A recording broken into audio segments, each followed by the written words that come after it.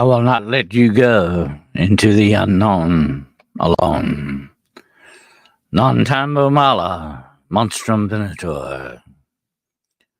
The shadows in our lives are gathering ever closer around us, but united together, we can stand shoulder to shoulder as an army against the darkness. Come with me, and together we will go hunting the shadows. Oh, good evening there, ladies and gentlemen. Hello, friends out there in podcast land. This is Dennis Carroll, your host, and this is a very special surprise edition of Hunting the Shadows. I'm just doing a little light reading, the demons of Babylon and Samaria. Interesting subject. Uh, I thought I would kind of throw us a little surprise on you. I had first thought about doing this for the members, but I've got some very special stuff for the members. And if you haven't become a member yet, you might want to think about doing so because we've got some very interesting things ahead for the members. There are two levels. Level one, I think, is like $3, and level two is $8. So something like that, 3 or 4, somewhere in there. It's not that much, but still, you will be getting very special content and some mailings as well if you decide to join the membership and become an official shadow hunter. Well, I want to tell you what, we've all been kind of baking in this summer, and I think it's time for me to add a little chill to you here. Okay, tonight I'm going to give you a little chill just to fight the heat with here. Tonight's special edition is called Red Like Me, a vampire story. This is something that I have talked about in the past, but never on a podcast before. So I'm going to be sharing something very special with you tonight. A story that not very many people have heard before. Red Like Me, a vampire story. You know, as I've said before in the past, I have tried to keep my finger on the pulse of the paranormal. And I've seen a dramatic increase just in the last year or so of vampire sightings, black-eyed kids, dog man. It's as if the veil is getting thinner by the day. Strange things are definitely coming down the line for us. Absolutely. I want to say hello to my good brother Kyle Smith. I want to say hello to Sharon Lane, Roger Blair, Aussie Sue, Damien, Little Kilroy, John Temprin, Damien, and we're slowly starting to gather here, folks. Okay, and hope you step into the grotto for the next hour or so. I guarantee you will not be bored. This is, of course, for entertainment purposes only. But this is a very strange case that I had many years ago. We're going to get deep into that. I got a few announcements to make first, though. And let's get to those. Now, tomorrow night at 9 o'clock p.m. Eastern Standard Time, 2-hour special seminar. Okay, don't forget that now. Hello, Pancho. Good to have you here, brother. Don't forget that 2-hour seminar tomorrow night at 9 o'clock p.m. Eastern Standard Time. Defense Against the Darkness. Okay, you do not want to miss this podcast. Trust me. You will be glad you did watch this because we're going to be doing something that you hardly ever, probably never, have seen done on a podcast before. We're going to cast the evil out of your lives. Okay, so you might want to tune into this one. Absolutely. All right. And it's going to be interesting. You're going to hopefully learn some new stuff out of it. Absolutely. And come away refreshed spiritually, hopefully. Okay. Absolutely. And don't forget, July 31st, my good friend Jarl Fountain and I will be interviewing on a very special edition of Hunting the Shadows. We will be interviewing Dacre Stoker, the great-grandnephew of Bram Stoker, the man who wrote Dracula. Okay, this guy is a brilliant writer, He is a best-selling author, internationally known, and he knows all the stuff connected with Dracula and Stoker. Absolutely, you do not want to miss this very special interview with Dacre Stoker. It's going to be something else there. We're going to get deep into Dracula that night. Absolutely, folks. Might want to have some holy water with you and watch you put something around your neck just to keep something, just keep on the safe side. But let's see who else we got coming in here. We got let's see, we got anybody else? Freaky Geek. Hello, Freaky Geek. Good to have you here. And let's see, we got some new comments coming up here. Okay, as he is known to rock is he known to rock the microphone? I can do it. It comes from my old radio days. Okay. And when I want to get real dramatic, I can come down hard on this mic. Absolutely. But don't want to blow anybody's eardrums out here. Okay. Absolutely. I used to do a little radio disc jockeying in my time, but that was many years ago. Anyway, the interesting thing about the announcements. I have another one. Oh yeah, okay. Let me get to that one. I have another announcement. Okay, we're gonna soon start, and in the month of August. Okay, we're gonna be starting a new series, a 6-part series. Here on Hunting the Shadows, called Children of the Fallen, Legacy of Darkness. You do not want to miss this very special 6-part series. We're going to cover the whole shebang, folks, okay? We're not leaving anything out on this one. And this is about the legacy of darkness that has been given to us by the children of the fallen. You do not want to be a part of that family. Trust me. You do not want any membership at all in that family. Also, I have a special guest hopefully coming up very soon for Paranormal Point of View, who has got the inside track on some of the freaky stuff going on in Hollywood, folks. You do not want to miss this show. I've got this guy. He's been a bodyguard to the rich and famous.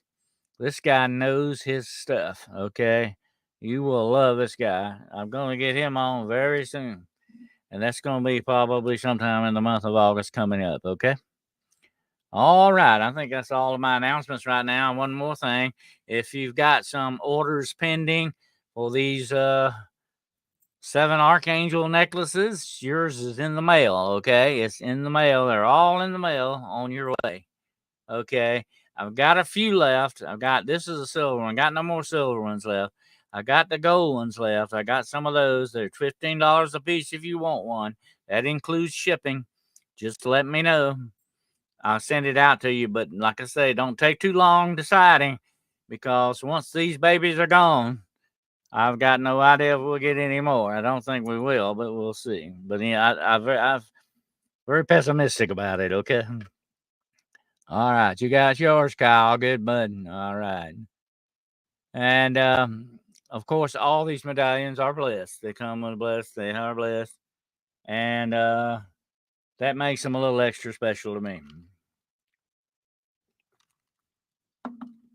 But anyway, let's get down to business here. It's 8:08. I put that thing up by Hamlet for a reason. There are more things in heaven and earth, Horatio, than I dreamt of in your philosophy. It's one of my favorite Shakespearean quotes. And of course, as you know, it comes from Hamlet, which is my second favorite Shakespearean play. My first, of course, is Macbeth.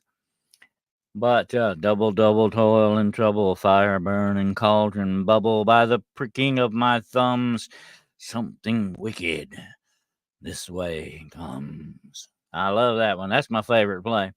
But anyway, I put that one up because as a doctor of metaphysics and philosophy, I very well know about the many different philosophies in this world and the very different angles on all of these philosophies. And one philosophy that is my own, I'm going to let you in on that, is that, and I believe this very wholeheartedly, I believe in the possibility of the impossible because I believe in the possibility of possibilities. Okay, I hope that doesn't tangle your mind up too much, but that's what I mean. I believe that anything in this universe, especially dealing with God, anything is possible. Absolutely. Hello, Shenlao girl. There, good to have you aboard, my dear. Anything is possible.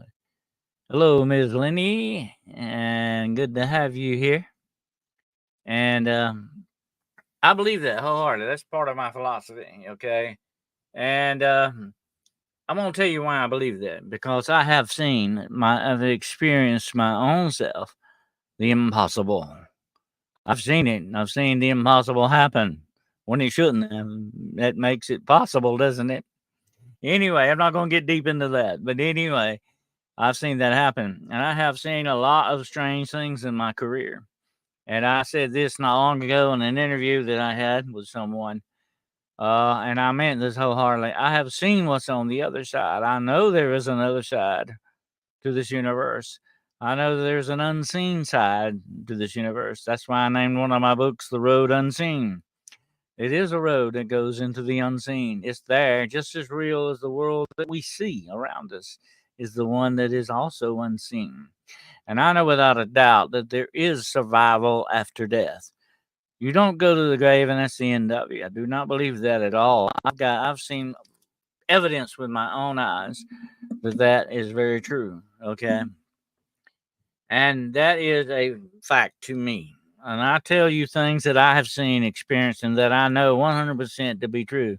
Or I'm not going to say it. Okay, I'm not going to back it up. And I can tell you without a doubt, there is something after death. Absolutely. And sometimes it's like the prayer book says, in the midst of life, we are in death. Philosophically wise, the moment you are born, you begin to die. I know that sounds weird, but that is true to a certain extent. The moment you are born into this world, you are dying. You're on the road to death. That's just the way it goes. And we all who live in this world, one day, sooner or later, in one way or another, will have to face death. But death is not final. And that's the good news, okay? That death is not final. It's not the end, without a doubt. And some things that have happened to me have proved that beyond the shadow of a doubt. To me, I don't go around trying to convince everybody else because that would be a waste of time. No matter what's happened, like I said before, and I said this to my good friend Gerald the other day, you and I are going to have a picture taken with Bigfoot or UFO or whatever. Nobody's ever going to believe that. We might believe it because we know it to be true, but most everybody else is not going to believe that. And that's just the way that goes. Okay, that's just human nature. That's a fact. And I have told many paranormal investigators over the years, do not waste your time and talent trying to prove something to everybody else. That's not what your job is. My job is not to prove anything to you. My job is to accumulate information, evidence, and I believe it myself, what I've experienced and what I know. But my job is not to convince you. My job is to present you the evidence that I have. You make your own conclusion and decision on that. You know, you have brains, you have the ability to do that. That's not my job, okay? And but a lot of people don't get that. They gotta say, "Hey, look at this! Look what I got here! Check this! Look at this picture!" But they're wasting time. They're wasting their time in a fruitless endeavor. That's not what it's all about, folks. That's it. You accumulate the evidence, you present what you have, and the rest is up to whoever wants to believe or not. That's just the way it goes. But I have experienced things that have made me personally believe. You take my word for it or not, that's entirely up to you. Okay. But what I'm about to relate to you was a very strange case. Now, you know that I've talked about vampire experiences in the past. I've had several of them. Matter of fact, I'm thinking about writing a book called Vampires I Have Known. Okay. I'm thinking about it. I've got enough maybe to go in it. You remember the case I told you about, the vampire in the graveyard that was supposedly coming back in the white dress? I call it the white dress vampire. That's what she supposedly was. I told you about that. I told you about meeting the girl in the graveyard, the vampire girl in the graveyard. I told you about looking for the grave of the vampire, the stuck vampire. Remember, I told you about that. But I have never told anyone too much about the following story that I'm going to relate. And that's what this special edition is all about tonight. I call it Red Like Me, a vampire story. Okay? And this was one of the strangest, not just because it's a vampire thing, but it was one of the strangest paranormal cases I have ever encountered. And the way it played out was very bizarre as well. Now, this happened about probably maybe 10 to 15 years ago. Okay. And like I say, I have been doing this for a long, long time now, 55 plus years on the whole so far. Um, this was about 15 years ago. I got a phone call from a very distraught young lady. And she had heard about me from a friend who had seen me on television, okay, on a TV show. And she said, "You need to talk to this guy." And with the problem that she had, she told her friend about this, and she said, "You call the guy." She found out who I was, where I was, found out what my phone number was, and this young lady called me, and she was, like I said, very distraught. And here's the story she told me. She had a son. We're just gonna call him. I can't remember his name. We'll just call him Bobby. Okay. She said that Bobby was 5 years old and was not very imaginative. He was, like most kids, he had an imagination, but he wasn't really overactive imagination type of a thing. She said he was very solemn in the way he looked at things sometimes in life. Well, Bobby had an experience, and here's the story. Bobby was 5 years old. He was in preschool, and he was in a church preschool. And this church was located right next, of course, to a churchyard, a graveyard, and I think around maybe 30 or 40 graves in this graveyard. It wasn't a real big graveyard, okay? But it's a churchyard. And I'll forget what I've told you before in the past. The two different things about a regular cemetery and a graveyard and a churchyard, okay? A graveyard can be the overall title for everything, a graveyard. But there's a big difference between just a regular cemetery and a churchyard. A churchyard, which is a graveyard, is consecrated. It's supposed to be on consecrated ground, okay? Whereas in a cemetery, it's not. It's just a public thing, okay? I've known some cemeteries that started out actually as parks. That's strange to think about, but that's the way they began. Hello, Roger. Good to have you here, Roger. And anyway, getting back to the story. Don't want to ramble too far off. Little Bobby was in preschool in the church, and she said that she would go pick him up every day for preschool, which was in the afternoon. And Bobby kept wanting to go over to the fence of the cemetery, look at the churchyard. He kept going over to the fence talking to somebody. Well, she thought he was just an imaginary friend. Okay. And but this began to happen on a regular basis. And even Bobby would say, "Just a minute, Mom. Let me go talk to somebody." And he called this so-called imaginary friend by name, and we're just going to say his name is Damien. I'll use that name, okay? Let's say Damien is the guy that he wanted to talk to. And here's what he's explained about this. And this is what kind of upset his mother so much. He said that Damien wanted to go home with him. He wanted to go home with him and stay with him. And she said, "Well, tell me, Bobby, about Damien. Well, tell me about him." She said, "Well, this is the way he described it now. I want you to listen very closely." And this is what got me very interested. This really perked my ears up on this, okay? He said, he said that Damien was old, but he was young. That's what he said about him. Now, this is a 5-year-old child, okay?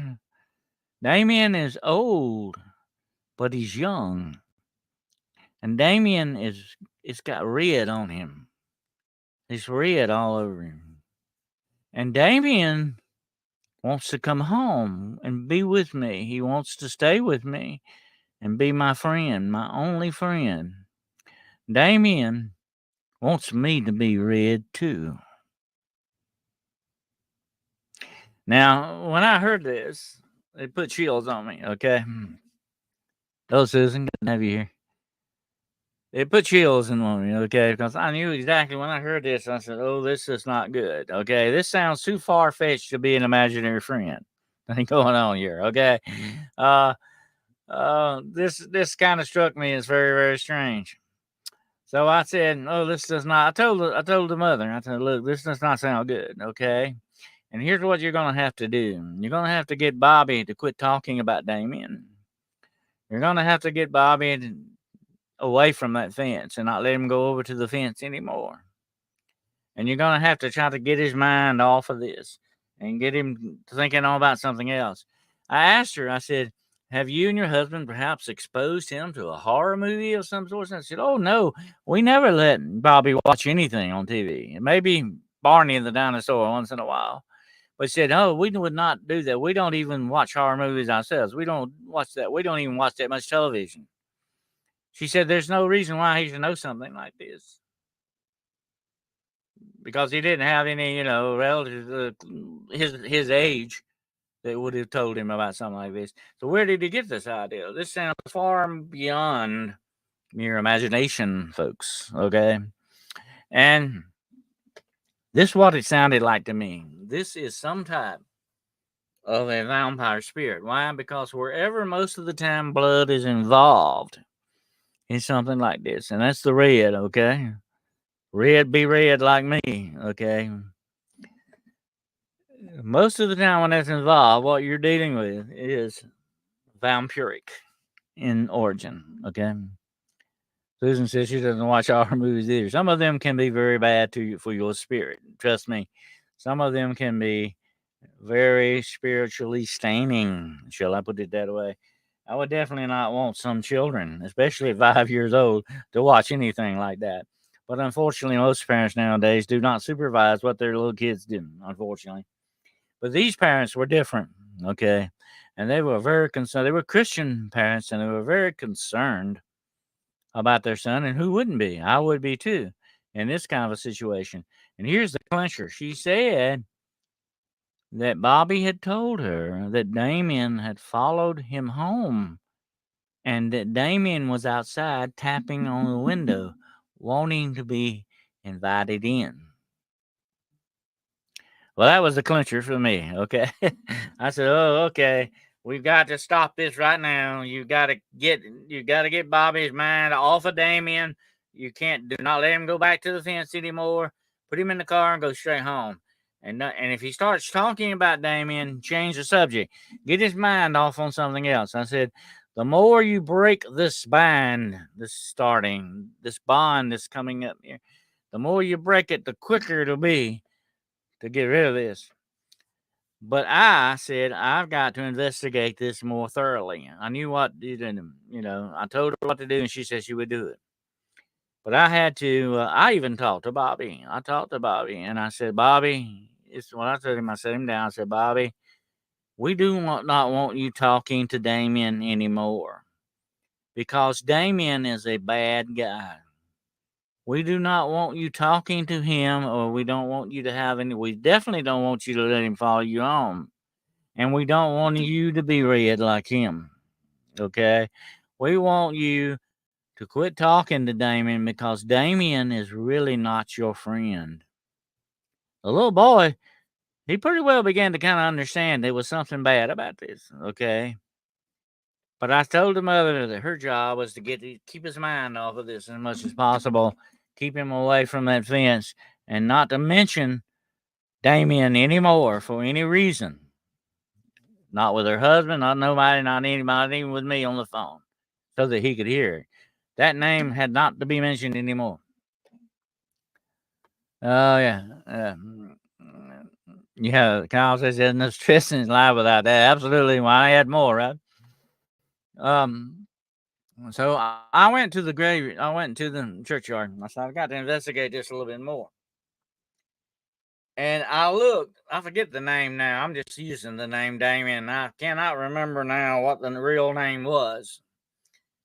And I looked on every tombstone in that cemetery for that name. But a lot of this is a very old cemetery, very old churchyard, okay?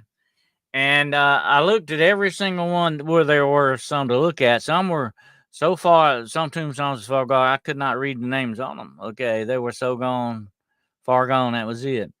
Although everyone that I could read, I never found that name.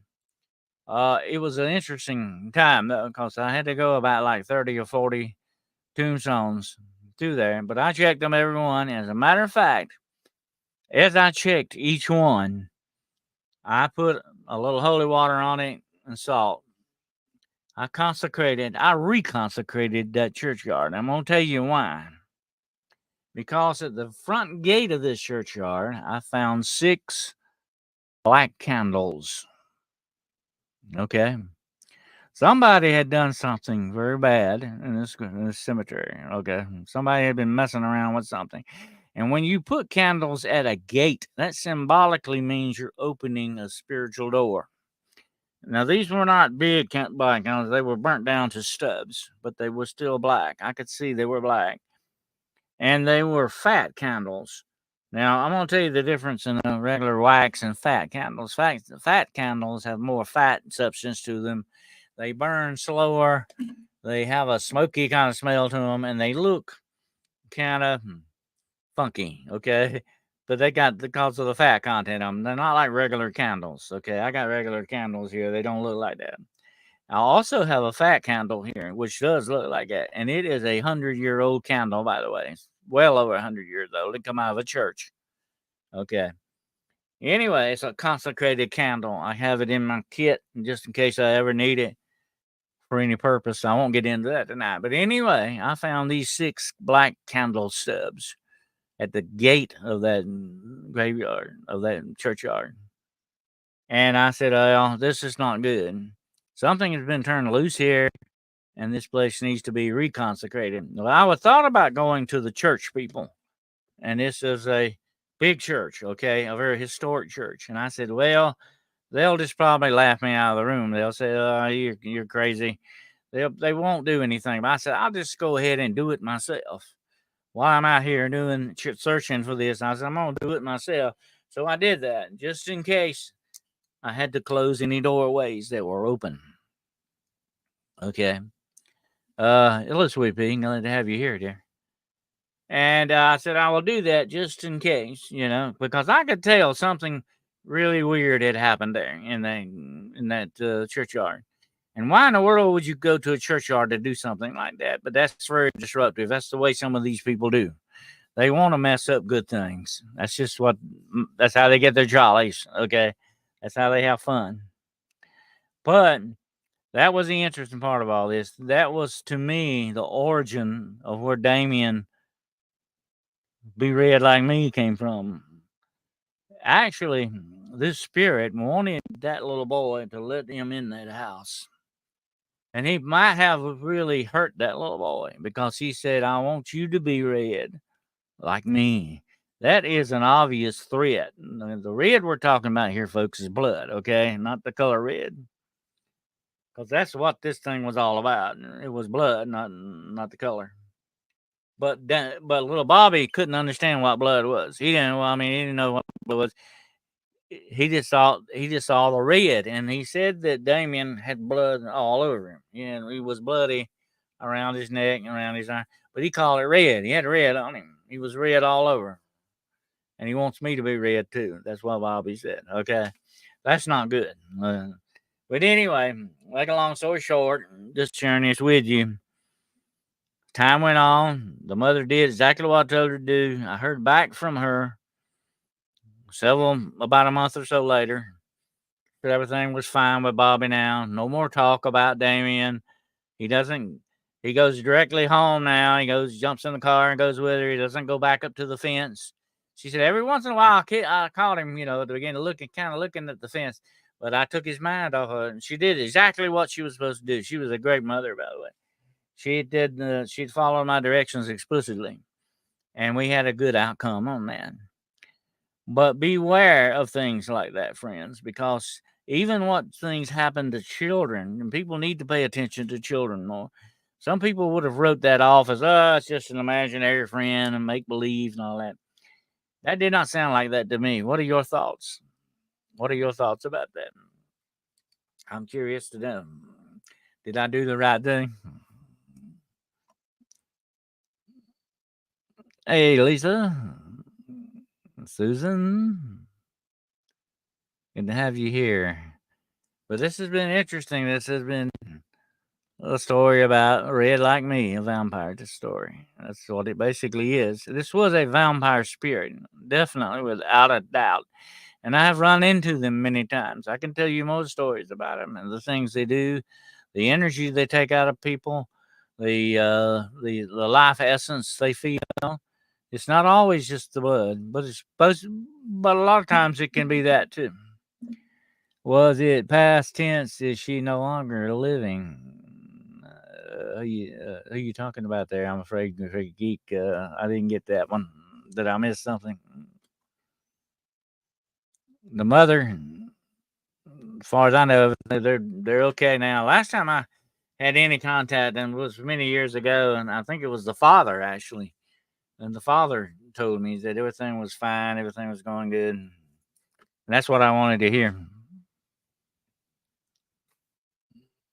Seems like a lot of vampires today. Well, vampires, you got to remember, basically, and I'm not going to get into that tonight, but basically, a lot of them are demonic spirits.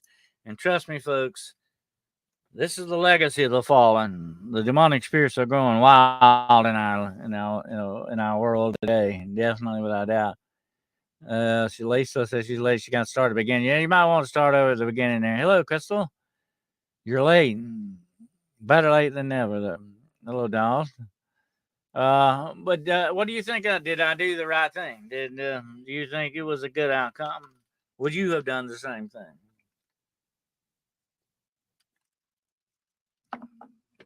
I'm just curious to see what you all would say about that.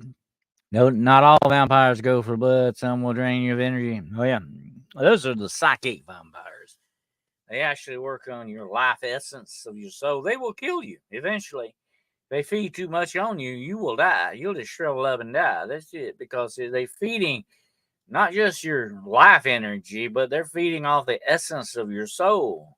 They're like eating your soul up little bit by little bit, kind of a thing going on there, you know? That's what makes them so downright dangerous. John Fortman, hey, good to have you. I've been here since before you started streaming, but we were driving. Oh, that's okay. This is a special edition of Hunting the Shadows tonight. Just for a few more minutes here. Just wanted to share this vampire story with everybody. Red Like Me, vampire stories. And if you missed it, you can always go back and listen to the beginning. Well, the surprise was really a surprise. I got a late notification. Very unhappy about it. Oh, well, I'm here now. Well, you can always watch the beginning of it. But it was one of my most interesting cases. And it was a very, I call it a by the book case. You know, the churchyard, the candles, the vampire, the little boy, the whole thing was just like, classic kind of stuff going on, you know? Yep, safe travel there, John Sportman. Be careful out there. But I thought I would give you all a little chill on this very hot day, you know? The things like that can still happen. You have to beware and be careful who and what you deal with and what you let into your life and your house, especially. Absolutely. But vampires are real, whichever way you want to look at them. Whether they're blood vampires, whether they're demonic vampires, whether they are human vampires, whether they're psychic vampires. The list goes on and on and on. Okay. They are still bad dudes, whichever way you look at it. Even the human vampires, I would not trust them. Okay. There's something kind of sick about living on blood. I don't care who you are and what you're doing. To me, that just don't cut it in my book. That's kind of weird. That's not that's not good. Sorry, Damien White. I used your name, Damien. I like Damien. It's a good name. Definitely a blessing what you did for that family. Well, thank you, sir. Um, yeah, well, I've had, run into, I had another incident with a small child like that. I might have told you about this one before, but the father contacted me. She was about maybe 5 or 6 years old, and she would not sleep in her room. Classic thing, the thing in the closet. She would not sleep in her room, and she was very frightened by it. And they had been having some kind of paranormal activity, nothing real bad, but they were all disturbed by it. And they wanted, first of all, they wanted an investigation, which we did. And then I did, of course, the cleansing for the house. And the little girl was not there. If I told them it would be a good idea not to have the little girl there while we were doing that. So the mother took her to her mother's for a while. And when it was all over and everything was packed up, I had the father contact the mother to bring the little girl home. And this was the interesting thing about it. This little girl was spooked bad by whatever was in that closet. And that little girl come in the house. I watched her, and nobody said anything to her. She's a smart little girl. And she started walking around the house looking everywhere. She was just looking. And just looking at everything, walking from room to room, looking around. And finally, I asked the little girl, I said, "What's wrong? Is there something wrong?" She said, "No, it's gone." And she went into her room and opened the closet. And she looked at me and she said, "It's gone. What did you do with it? What happened?" And I said, "Well, it's gone for good. It's not coming back to bother you anymore." And that was the end of the story. It made us all feel good that we helped this little girl. Okay. But she knew that something was missing in that house. She knew something was gone. The idea of knowing them is good, said Kyle. I'm sorry. John Fortman said that. Uh, let's see. I'm definitely blessed to see. Hold on, man. I'm losing my place here. Hold on. It is a good thing that you do ignore these things. Do not establish communication with them. Do not give them acknowledgement because that's what they're looking for. They want that acknowledgement because they can then form that bond that they're looking to do, that rapport that they're wanting to establish to get into your life. You open the door, my friends, to these things. You do not definitely want to do that. I always keep my closet doors closed. A lot of people do. I don't like to have mine open. I know there's nothing in there that's going to bother me. I'm not scared of that. I just feel better when they're closed. That's the way they should stay closed, But anyway, I never had a problem with the thing in the mom's closet. Okay. So inherently gross. Oh, yeah. What did you think it was, Dennis? Okay. Well, I think it was some kind of bad spirit of some sort that it was really harassing this little girl. And here's one thing about it, and I think this is like I say, everything has an origin. It has to have an explanation, a beginning to it. The father worked in a bar and grill. He was a real nice guy, real down home, really nice guy. But he was a bartender. And I believe that he picked up some kind of attachment at that bar and it followed him home and began to harass the little girl. We destroy our arguments and every lofty opinion raised against the knowledge of God and take every thought captive to obey Christ. That's right, very true. When I was little and went and sat in my occupied closets and took them back. There you go. Take your closet back. It's your closet, That's right. Take your own closet back. But that little girl had a very interesting experience. But she just looked at me. She's like, it's gone. What happened to it? She was so surprised it wasn't there anymore. And I said, well, it's not coming back to bother you anymore. And everything was good after that. No, it was territorial and not in mind color. Good for you, John. But anyway, well, that's what we're going to be talking about tomorrow night when everybody comes tomorrow night at 9 o'clock p.m. Eastern Standard Time. for the special 2-hour seminar. I'm going to talk to you about number one. Part one is going to be about the nature of evil, the things we've got to watch out for, the very, very dangerous aspects of it. Okay, I've not talked about this before, and we're going to get into that. And the second part is what you can do as defense against this dark stuff. Okay, more stuff that you can learn to do and how to protect yourself. Okay, you got to keep up with Super B. And thank you, Kyle. I hope you will enjoy it. Catherine, good to have you here. I'm trying to catch up on the comments here. They get out of control with me sometimes, but I'm staying on them better. Okay. Defense against the dark arts. Yes, but I'm not Snape, okay? I never trusted that guy. He was just too snarky to me.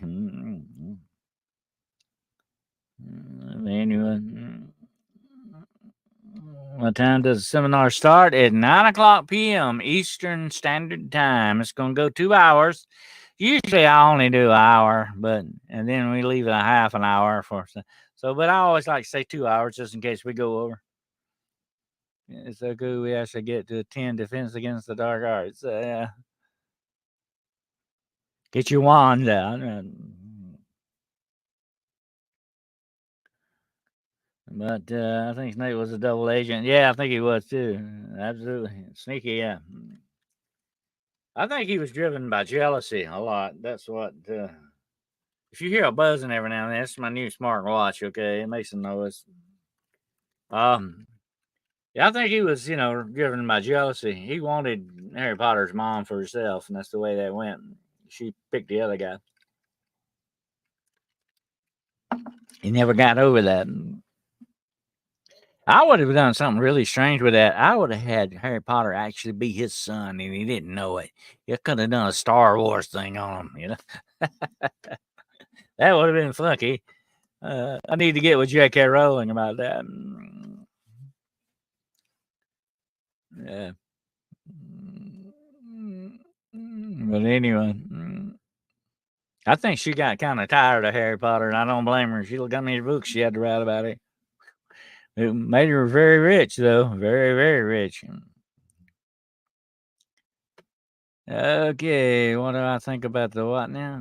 Hold on a minute.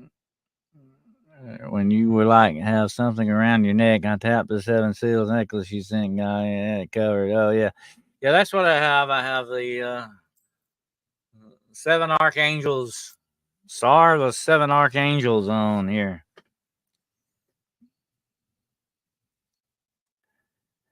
You not have to write that many. Well, the more she wrote, the more money she got. There you go. She's writing the Strike Mystery Series. Yeah, I heard about that. Yeah. Love the story tonight, Kyle. Thank you. You're quite welcome. I just thought I would share that with everybody. It was a little special. I started to say that for the members and shit, the ones in the membership. But like I said now, you might want to consider that membership. Okay, you might want to become an official shadow hunter. And we've got 2 levels. Level 1 is $4, I think, and level 2 is $8. Whichever one you want to do. We're going to be getting some very special content coming down the line for you.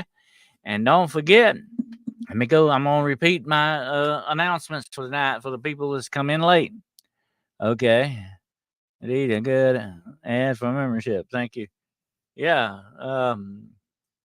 Absolutely. You're going to get some very special stuff when you're a member. Absolutely. Now, okay. Tomorrow night, of course, I told you about the seminar. Don't forget that. July 31st, my good friend Gerald Fountain and I will be interviewing Mr. Dacre Stoker, great-grandnephew of Bram Stoker, the man who wrote Dracula. You do not want to miss this show. That will be on at 9 o'clock p.m. Eastern Standard Time. All my shows for tonight are on 9 o'clock, okay? 9 o'clock p.m. Eastern Standard Time on Hunting the Shadows, July 31st, okay? Now, next month, the month of August, I will be doing a special 6-part series on Hunting the Shadows called Children of the Fallen, Legacy of Darkness. You do not want to miss this special 6-part series, okay? It's going to be good. It's going to cover the whole thing here. We're going to get really deep into some of that stuff. Children of the Fallen, Legacy of Darkness, okay? And also, I'm going to be lining up pretty soon a fellow from Los Angeles, California. He used to be in the entertainment industry as a bodyguard, and he's also been in law enforcement. This guy's done a lot of stuff. He's going to talk to us. He's going to give us the inside track on some weird stuff in Hollywood. Okay, he knows some firsthand stuff here. You're gonna love this guy. He knows his stuff. He even knows a lot about cryptids. We're gonna get him on for your entertainment. Okay, absolutely. Hello, Marie. Good to have you here, dear. Hope you're doing good.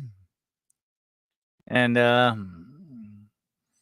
no, it's not Josh Turner. No, this is a guy that uh, he has the inside track in Los Angeles.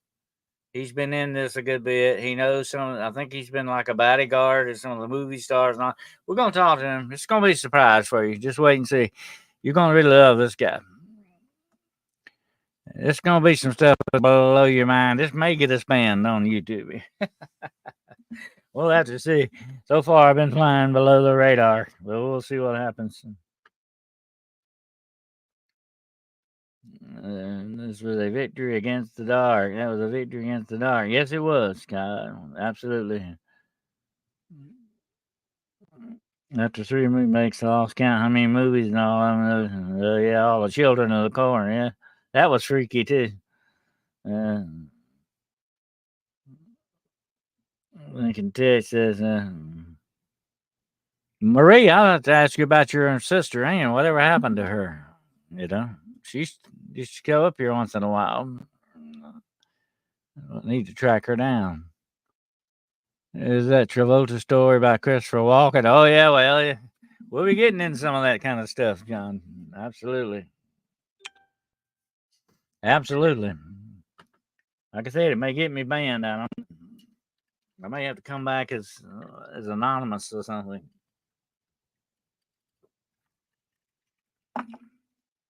Anyway, it will be interesting, nevertheless.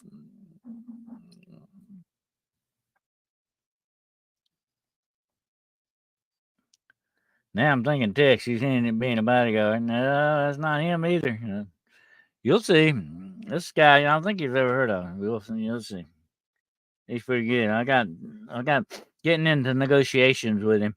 But this guy knows a lot of stuff, and he's already agreed to come on. Well, we just got to set it up. But I got a lot going on right now. I'm going to have to wait till some of this dies down before I get into that next month. The dogmen race with cars in Riverside, California. I wouldn't doubt it. It wasn't surprising me a bit. I want to talk to you. I want to tell you something about Dogman. And that's going to be part. I'm going to be covering Dogman in that series, the Children of the Fallen. This is something, I want to say something about Dogman and maybe even Bigfoot, along with some of these other things. Let's face facts here, folks. And believe me, I have been in cryptozoology a long, long, long time, okay? I have been on many, I don't know, I can't not remember how many hunts I've been on, the evidence I've seen, the things I've had, and I'm not going to get into that tonight. But let me say this, okay? I want you to remember this. If you never see me again, remember what I say right here. Okay? This is not natural stuff, folks.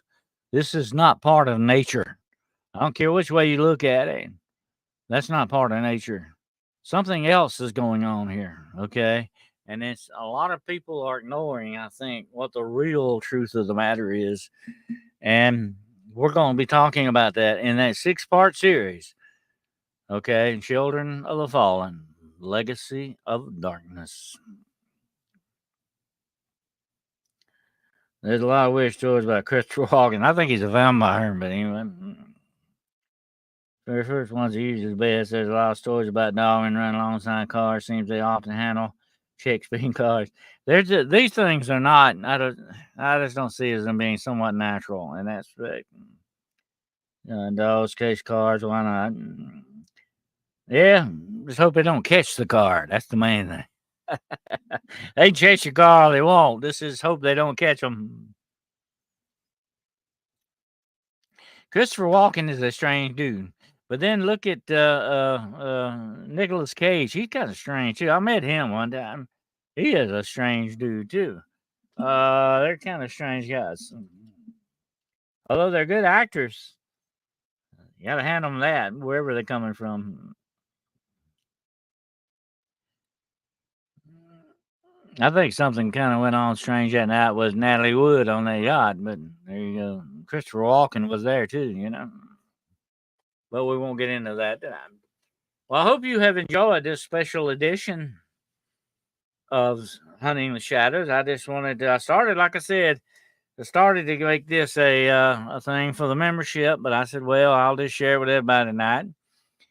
But there will be some special stuff coming down the line for the members now, okay? You are a special echelon on that. If you are a official shadow hunter, you get some good stuff, okay? And don't forget that. But also, you'll probably be getting the first look at, and I'm fixing this up for the members who will get the very first episode of the Midnight Road excursions into the unknown. Absolutely.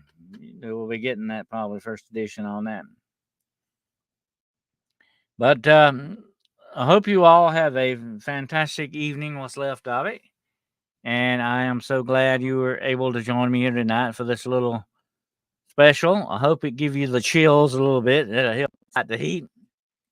And Sweet Pea, thank you so much. And I hope you all have a fantastic night and even better tomorrow. And I will hopefully see you all back here tomorrow night at 9 o'clock p.m. Eastern Standard Time. Now, don't forget the special 2-hour seminar coming up on that, okay? That's right, David Lester. Yeah, absolutely. John Fortman, I'm glad you were here, man. All of you. I really appreciate you all being here tonight, and I really, really, truly appreciate your support. It means a lot, and you have helped me in many ways more than you realize. And I really do appreciate that. We are family, okay, without a doubt. And like I said before, this is your podcast too, and I mean that. I'm not just saying that. I mean that. That's very true. This is your podcast too. Okay, then don't ever forget that. All right. And I hope you all have a good evening. Don't go watch any horror movies now. And if you do, keep the lights on. All right. And until we get back together again, remember non tambo mala. That means fear no evil. Monstrum venator. That means monster hunter. Okay. Fear no evil, monster hunters. Okay. So be careful out there. And thank you all for coming here tonight. And we'll appreciate all of this. If you haven't subscribed, now's a good time to subscribe. Okay. Don't forget that. Appreciate you all being here. And remember, I will not let you go into the unknown alone. Vaya con Dios.